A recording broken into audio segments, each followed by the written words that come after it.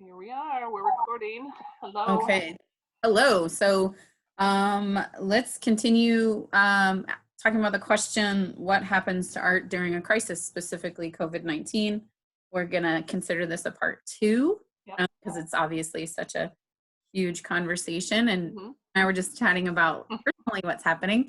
And in all honesty, I'm feeling super unmotivated. I'm in sort of my, I don't know, is it like it's a doomsday mood? Like a pointless, like I was honestly thinking about our podcast and half my brain was like, what's the point of this? Oh gosh. Wow. And so the other half is trying to be the optimist that I know I can be, the idealist, and just feel like it matters. This conversation really matters. And deep down inside, I know that, but it's so hard to watch what's happening and feel helpless. So maybe I need to focus on that. Maybe we're helping people by keeping the conversation going. Yeah, I was listening to a teaching yesterday, and he said that what's happening with us is the paradigm has shifted, obviously, in our consciousness, but we're going from fear to love. So it's either you're like in fear mode, and I think the fear mode is like, I'm in freeze, you know what I mean? You just don't Yeah. want to do anything. And Yeah. then you're in love mode, which is like, oh yeah, we can get through this. Yeah. We can make this world a better place. Art is the way. So I think everybody is going through some kind of like, and then, so Yeah. I don't know. Yeah. I We're, feel like so it's, we're over here in my house. We're probably on day like 34. I think yeah, I've been keeping track because I'm curious yeah, about the process, yeah, the experience of it. And I would say the first couple of weeks I was that love, like, we can do this, we got this. I'm, and started like trying to carry my whole household, and right, we can do this. right. And yeah, and I'm burnt out already. And I think maybe it's the reality that so my 7-year-old schools were officially closed. So we don't get out of school until mid-June. So he will have missed from May or March 12th Right, to June 15th. That's how much school he will not right. get this year. And so he has a wonderful teacher that's, really helpful, but it's sort of devastating to him and to me Oh and yeah. community. And so I think that reality check really just sent me down to this huge slump. Yeah, I should take an art break about that. But yeah. what we're going to do, we're just going to keep this conversation going. So we sent out some questions to our community and asked for people to sort of help us answer this question because it's a super complicated question. Well, I think also we did. Well, I feel we did it is because we don't. We want. I think art makes us not feel like we're alone. Do you know what I mean? It's right now. It's just you and me, and we're Right. like, is there anybody else out there experiencing, you know, feelings or Yeah. ideas about what's happening to art, which is our Yeah. life, right? So Yeah. Is yeah, anyone else asking this question? And right, clearly other people are. right. So we got most of the people that responded are from the US. We did get Mhm. one person from the UK. And so just keep that in mind when we read the answers. It would be great to get a wider conversation going, but we'll go with what we got. And let's just dive in right here. So the first question we asked was, so we asked folks that consider themselves part of the art industry a couple of questions, and then we asked everybody who's like an art appreciator other questions. Okay, so this is sort of an art industry question. Mhm. Mhm. What changes out of necessity or creativity have you made to your normal operating procedure to stay connected to your community or stay in business during the COVID-19 pandemic? And I would say, and I'll see if you agree with me, that Mhm. most of the changes are very similar. One of the obvious ones is I went virtual, Right, right? right. So most people went virtual via Zoom, doing Zoom classes, or via social media. They kind of up their social media game. But so that seems like an obvious answer. The one that sort of hit me on a deeper level was that a good portion of them were offering things for free. Yeah. Either online, through Facebook Live, or I know someone in my own community that's a ceramicist, and she offered clay bags for her neighborhood. She has a neighborhood art studio, and she just offered it for free to keep people making art. And I think what that is telling us is that people want to help. So I think altruism is like really, we were talking about the high. I think that's the high. People are wanting to help. They and a lot, and I think when you're not helping, you feel helpless, if that makes sense. Yeah. And then that totally makes sense. Right. Yes. So I think that's what the call is. So that's a beautiful blessing. I think that I have a wonderful husband who keeps reminding me that I am helping, because I do. I keep saying I want to help, and I come up with these ideas, and a lot of them I can't do, because you can't physically do it, or it's just like I have a lot of other responsibilities, and he's just reminding me what you're doing is helping, and then he gives me this big list, and because I checked on all my neighbors, and I left a note on their door, and he's like, it's helping. I'm helping. Yeah. But you and me, we're just like these, I want to do like 500, I want to have a 500% impact, but you forget that it's those small things, like imagine in a neighborhood, someone saying, there's bags of clay on my porch, come and take them and make art. That's amazing. Yeah. And it's like everything matters. I mean, of course I should, Yeah, I think I know. It's like it's hard to get to the like step by step. I think it was Angela Maya, what's her name? Angela Maya. She said something like, what is legacy? Because I think legacy is what I did, you know what I mean? How I impacted the world. It's my future. I'm old and gray, and I changed the lives of hundreds of thousands of people, right? But what she says is legacy is like, what do you do day to day? What do you do moment? Like, how did you brighten somebody's day? Like, obviously you did. And so what I think that is saying to us is we need to get down to that, like moment by moment. Like, and maybe it's that you kind of, we're almost being forced into that. Yes.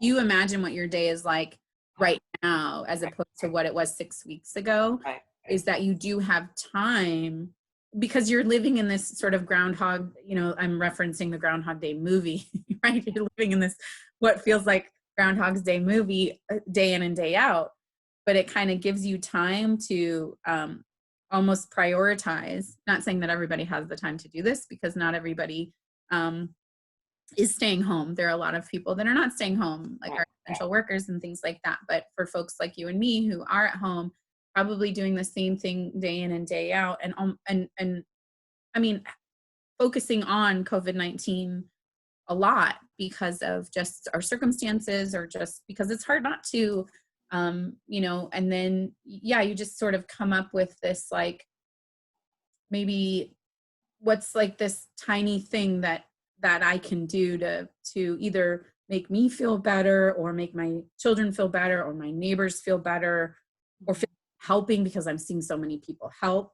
And I can totally see that. Like, I think of legacy as of that, like your ripple. Yeah. That's your legacy, is your ripple. Yeah. Like, how big is your ripple? I guess. Yeah. Like you're this little pebble, and it's a little pebble. It can be a little pebble, right? That makes a big ripple. And and that's what I see. I see a lot of people grabbing their little pebble, and they're tossing it in, and it's this beautiful ripple effect that we're having. Beautiful metaphor. I love it.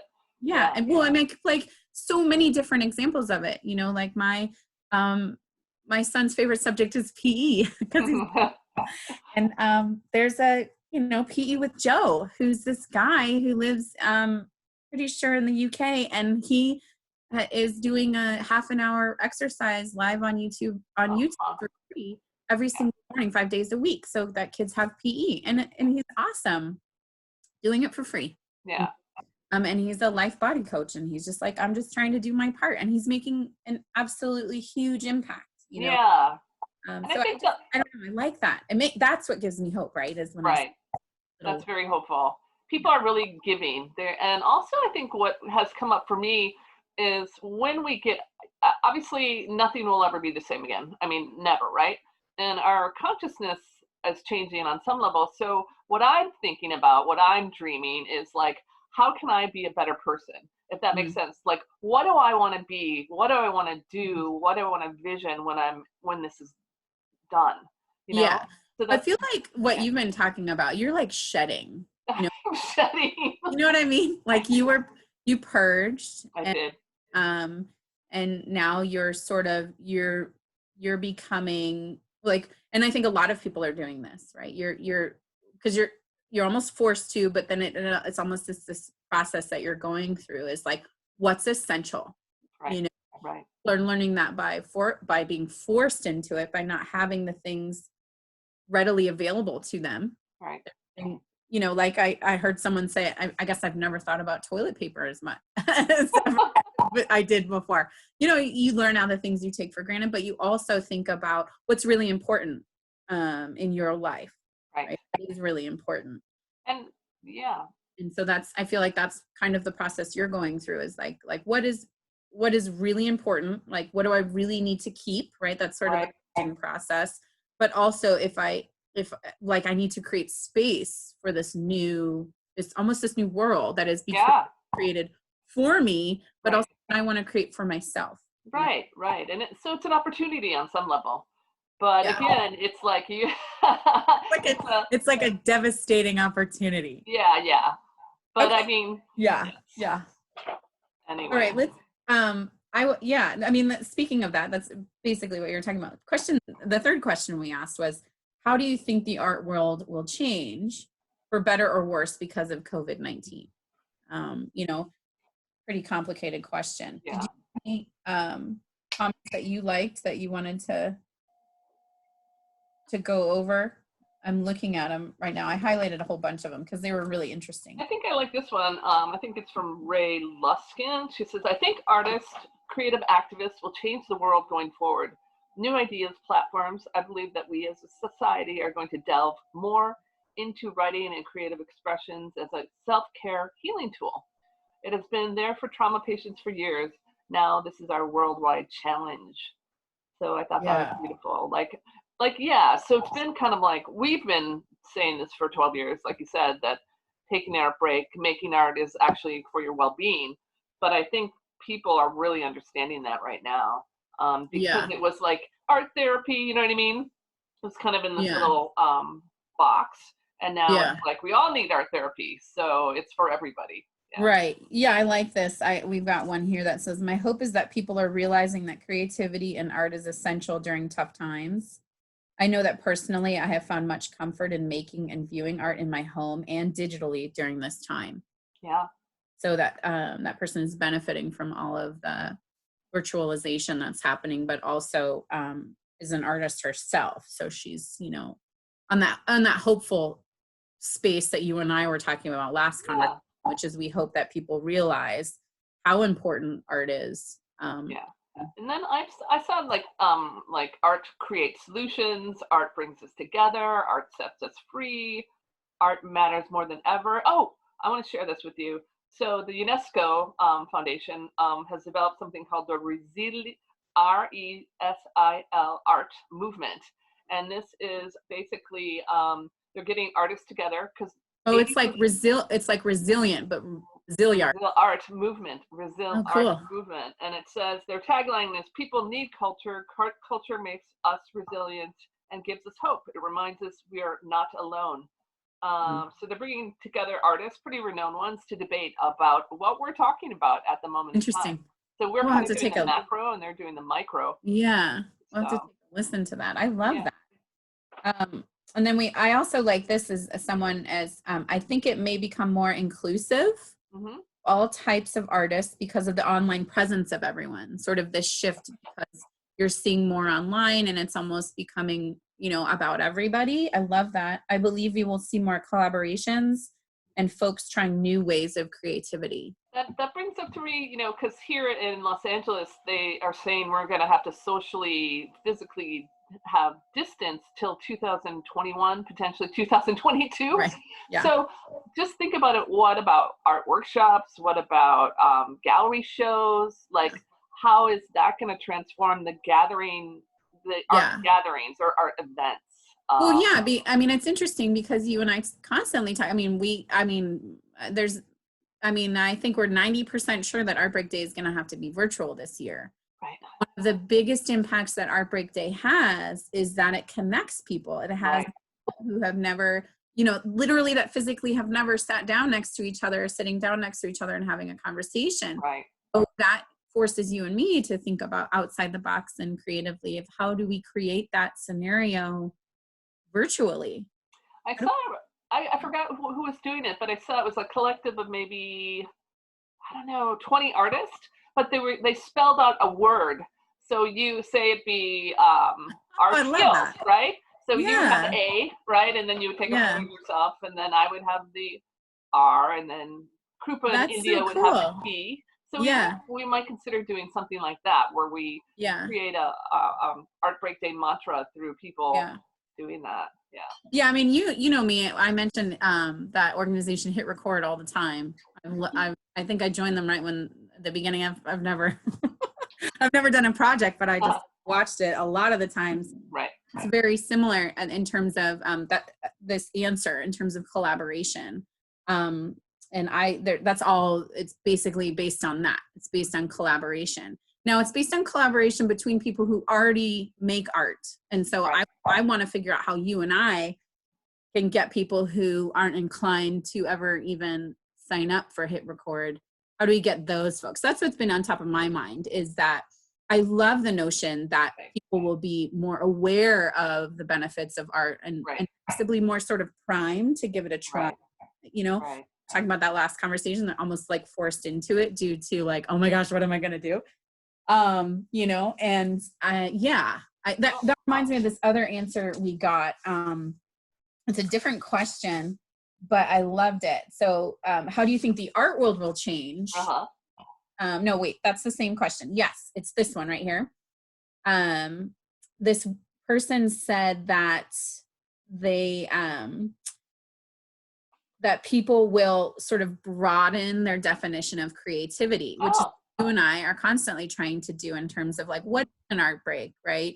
And an art break isn't an art lesson, right? It's an exercise in well-being, right? Yeah, it's a verb, right?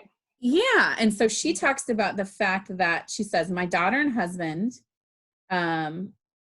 and their 5-year-old create a window with stuffed animals every night for people to walk by and see. And that's an art break, right? It's an art break. Sculptures. That's incredible.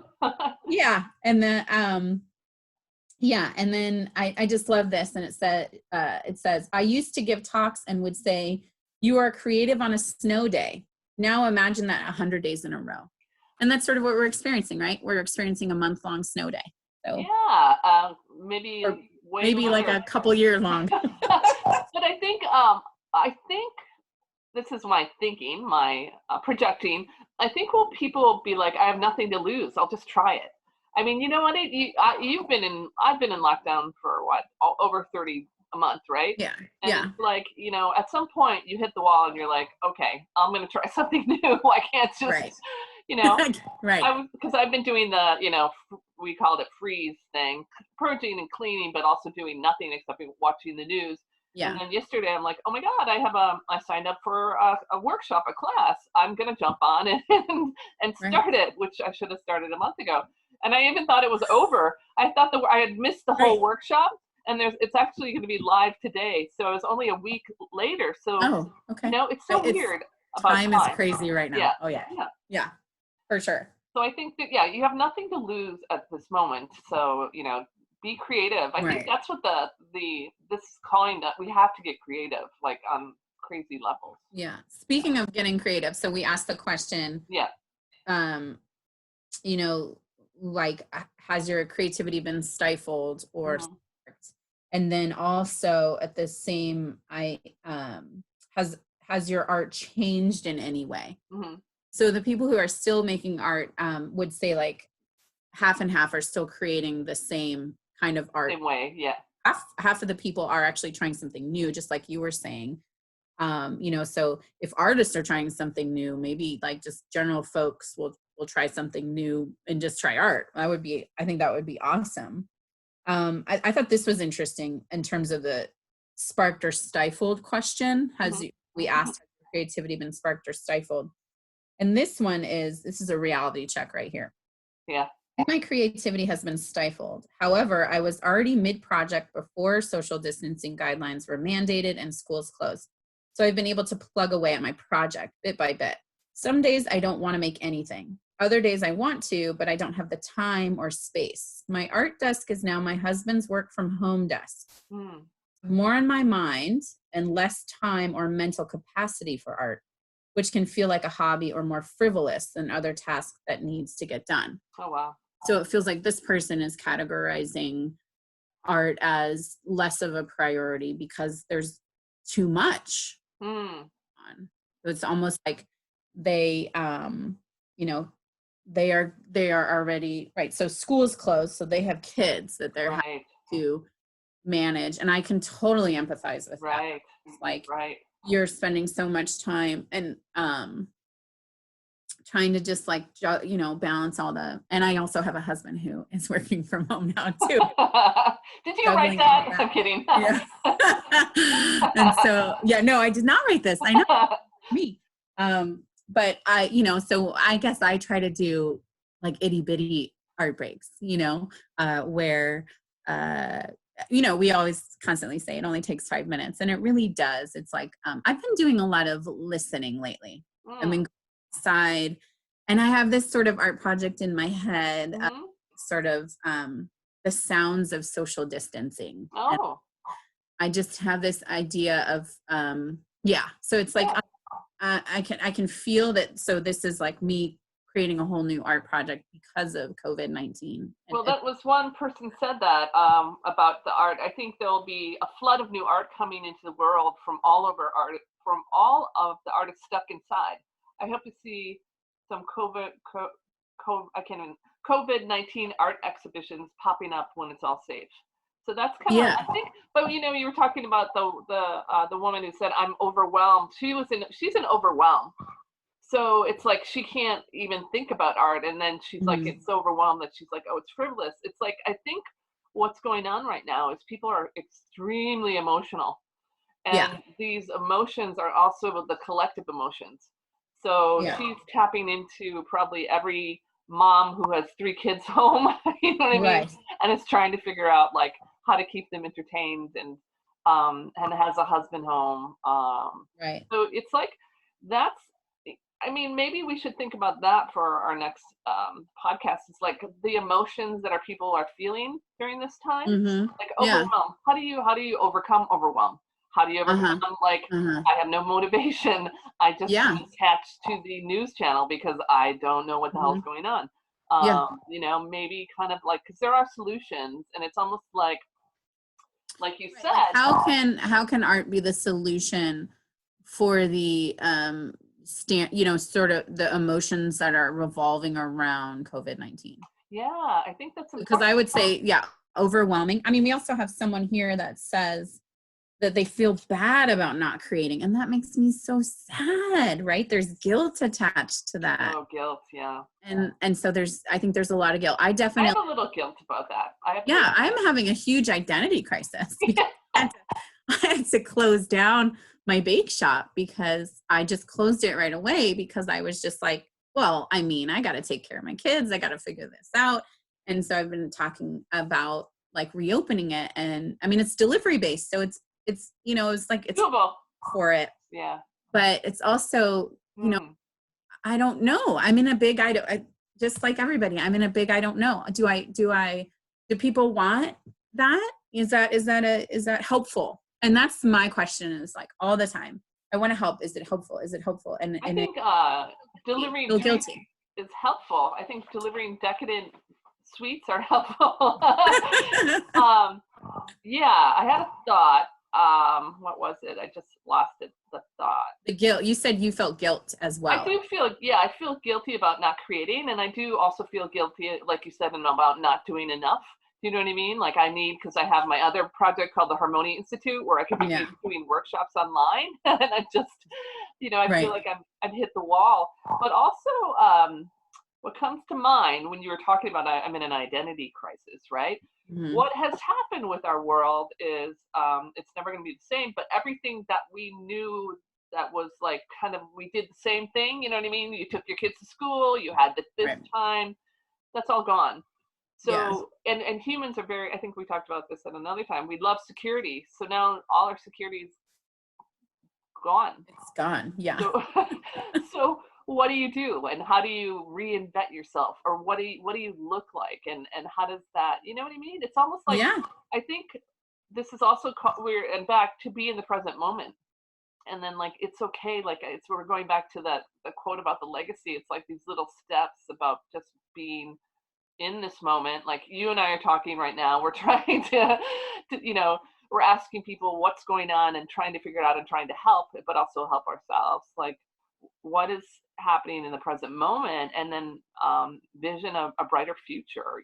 Like um, Yeah. maybe you get Yeah. stronger, maybe you have more courage, maybe I don't know. It's just Yeah. So, what do you think the future of art looks like after COVID-19? And this is a very broad question, right? The mhm. economy, our work itself, the artist, how we view art. Um, and then I these answers, you read one of them, the flood of new art. I think that's so cool. I look really forward to coronavirus based Right. exhibitions. And again, people have this hope that people will have a deeper appreciation for how artists give to the communities. Mm. That's very similar to the project you just mentioned, the Hmm. Resiliarts, right? Yeah. Um, and then, yeah, I just think that this one here, I think creative artists will change the world going forward. I think you read that. Yeah, new Yeah. ideas, new platforms. So it's this idea of sort of what we were just thinking about this, everything is new and hopeful, a deeper appreciation, gratitude.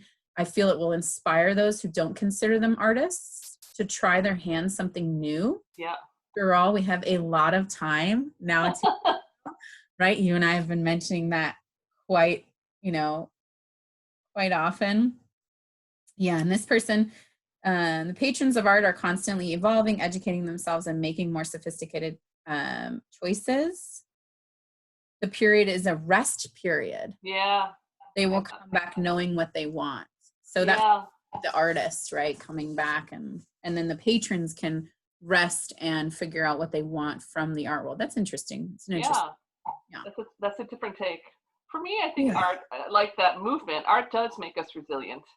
And it's like, I think we have to go through all these emotions that we're going through. And of course, try to take art breaks with them, like Right. overwhelm or I'm not motivated. And then, embrace that art does make us resilient. And Yeah, I that, love the idea of our next conversation being based around a certain emotion that you're having and how art can help you with that specific emotion. So maybe we do like a call out, like, list all the emotions you're feeling, and you and I could try to tackle two or three of them with some art breaks yeah, podcast. I think that would be really cool. Yeah. yeah. All right. I mean, I have no idea. I think it's awesome to get a chance to talk about what other people are thinking about this question. I'm really grateful that some folks took the time to join the conversation. And yeah, I don't know what else to say other than I think we should just keep talking about this. Yeah, keep on talking. And I think there is a light at the end of the tunnel. And I think art will be mm, bigger and more appreciated. And yeah, but I say feel your emotions, go through Yeah, them, definitely. just accept it day to day. And Yeah. So yeah, go through them to grow from them, right? yeah, and I think also trust your intuition when you know it's the right time to create, or it's the right time to vision, or to Yeah, and encourage. what would you say to that person who feels bad about not creating? I would say, because I think there's a lot of that. Of course. I would say that if you talk to, um, I think that there's like, I don't know, I mean, I know your experience as an artist because I've known you for so long, but like for me personally, I won't speak for you. Yeah. There's a lot of non-hand work in Yeah. my, Yeah. right? So there's a lot of processing. There's a lot of walks. There's a lot Yeah. just trying to back chatter in my head. And I would say the smallest percentage is the actual making Right. the art. And so Right. that person who feels bad about not creating, I would tell them to sort of try to think about it in a different way in terms of, you probably are creating, Right. but just creating, In a different way. it out in your body first, or your head first, or you know, that just because your hands aren't holding a pencil or a paintbrush or something like that doesn't mean that you're not making art. Obviously, you and I would argue that everything is art, but Right. a Right. whole different question. Yeah. And I would say too that in discomfort, there's opportunities to grow. You know what I mean? Like if it's like you know, if you're rubbed, you'll be polished. I think that's a Rumi quote. So it's like, Mm-hmm. you know, if you're in discomfort, or you know, you're not feeling so good, that gives you opportunities to grow and expand, and then your art will transform into something different. So Okay. Well, I look forward to a couple weeks from now and seeing what we're what we're thinking. all right, be healthy and safe, and take our Yes. breaks. I can put my Yes. glasses on. Stay home and make art. Stay home, make art.